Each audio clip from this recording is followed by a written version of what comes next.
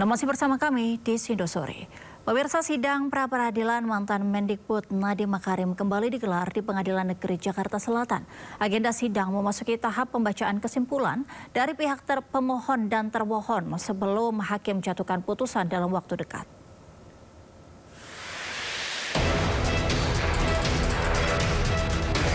Sidang pra-peradilan mantan Menteri Pendidikan dan Kebudayaan Nadiem Makarim kembali digelar di Pengadilan Negeri Jakarta Selatan.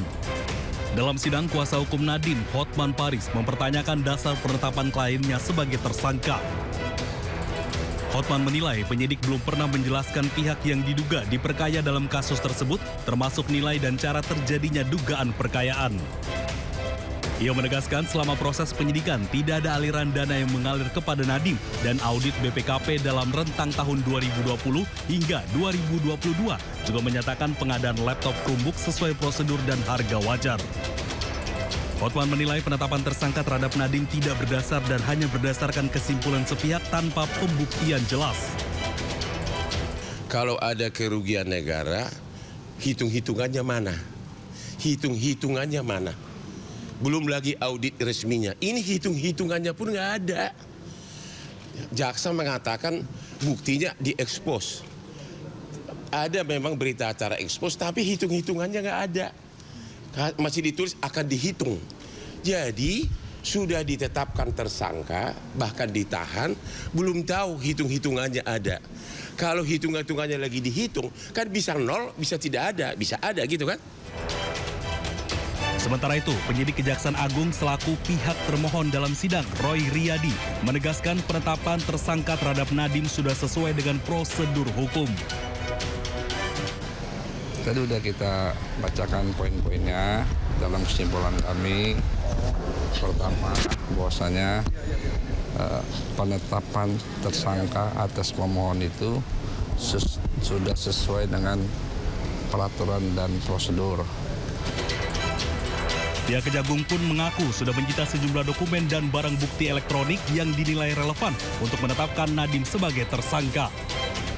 Dari Jakarta, Wenda Nura, Yudi Richard, iNews melaporkan.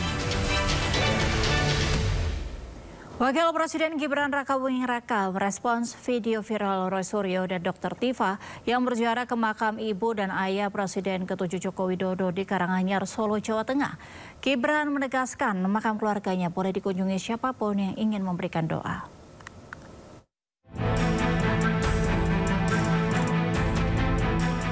Roy dan kawan-kawan bersama Dr. Tifa sengaja ziarah kubur dan mendoakan sang kakek serta nenek dari Wakil Presiden Gibran Rakabuming Raka. Terkait hal ini, Gibran menyampaikan, atas nama pribadi dan keluarga, saya mengucapkan terima kasih atas perhatian Pak Roy Suryo dan Ibu Dr. Tifa yang sudah sengaja datang melakukan ziarah kubur dan mendoakan kakek nenek kami tercinta yang telah tiada.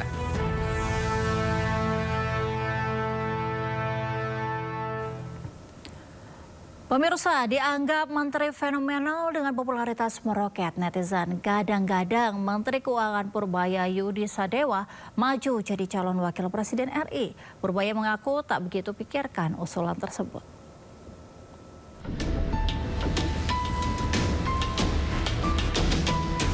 Sejak pertama kali duduk sebagai Menteri Keuangan RI, Purbaya Yudi Sadewa tak henti menjadi perhatian publik dan telah membuat berbagai gebrakan kebijakan. Bahkan hal tersebut membuat popularitas Purbaya melesat. Namun saat ditanya soal peluangnya maju menjadi calon wakil presiden RI, Purbaya mengaku tak begitu memikirkan hal tersebut. Purbaya menilai masa kerjanya yang baru sebulan terlalu singkat sehingga belum sampai menyelesaikan berbagai persoalan ekonomi secara menyeluruh karena masih di tahap awal. Baru juga sebulan kerja gila loh. Tapi dapat antusiasme dari warga gini Pak, dari netizen juga. Kalau ekonomi bagus ya itu begitu turun lagi. Ekonomi naik turun, jadi jangan cepet-cepet. Dan gua nggak mikirin juga apa jam? Belum kali ya Pak ya? Belum. Nggak mikir sama sekali. Kerja juga belum. Ini kan baru cuma di permukaan aja. Yang di bawahnya belum kita sisir betulan. Sebelumnya, 8 Oktober 2025, genap sebulan Purbaya Yudi Sadewa menjabat sebagai Menteri Keuangan RI menggantikan Sri Mulyani. Ia resmi dilantik Presiden Prabowo sebagai Menteri Keuangan sejak 8 September 2025 lalu. Tim Liputan iNews melaporkan. Sebulan menjabat, Menteri Keuangan RI Purbaya Yudi Sadewa penuh gebrakan. Menjabat sebagai bendahara negara, Purbaya sempat bergurau tugas yang diembannya lebih santai saat memimpin LPS.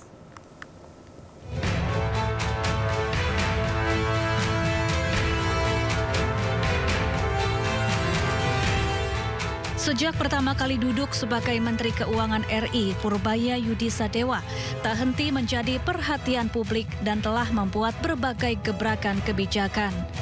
Salah satu gebrakan paling fenomenal adalah mengucurkan dana 200 triliun rupiah ke 5 bank yang tergabung dalam himpunan bank milik negara. Tak hanya itu, akibat salah satu rencana kebijakannya memotong anggaran transfer ke daerah dalam APBN 2026, Purbaya sempat digeruduk 18 gubernur se-Indonesia Selasa kemarin. Meski demikian, sejumlah gebrakan lain juga telah dibuat Menteri Keuangan Purbaya, di antaranya. Pertama, tidak menaikkan tarif cukai rokok pada 2026 untuk memulihkan industri tembakau yang mengalami tekanan bisnis 3 tahun terakhir.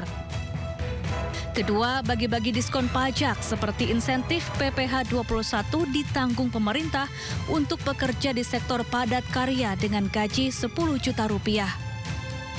Ketiga, perpanjang keringanan pajak 0,5% bagi UMKM hingga 2026.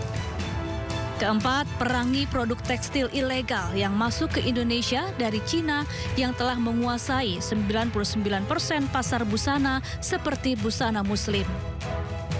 Kelima, kejar 200 penunggak pajak besar dengan total tagihan yang sudah ingkrah 50 hingga 60 triliun rupiah.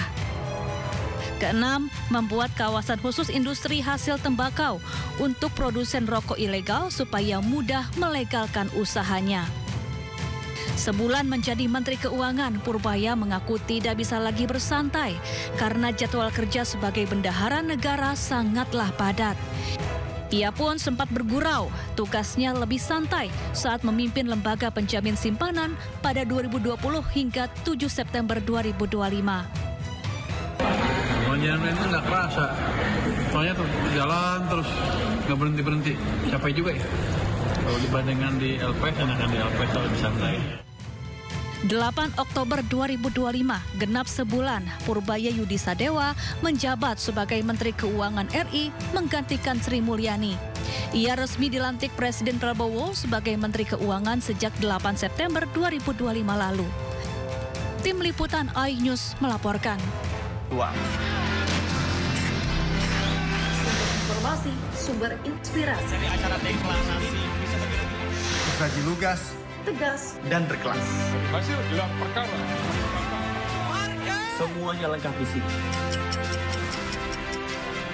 Sindo News TV, Beyond Headlines.